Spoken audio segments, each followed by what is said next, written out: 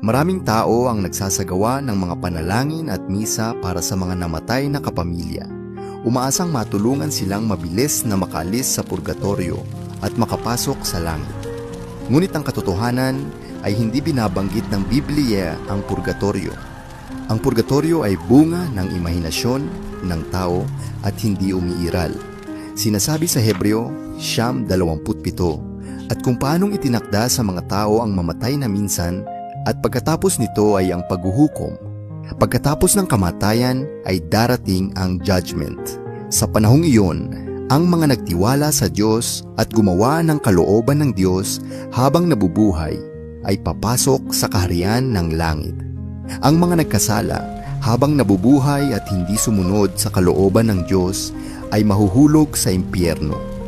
Walang purgatorio na maglilinis ng mga kasalanan ng mga tao at walang panalangin ang makapagpapalaya ng kaluluwa mula sa impyerno.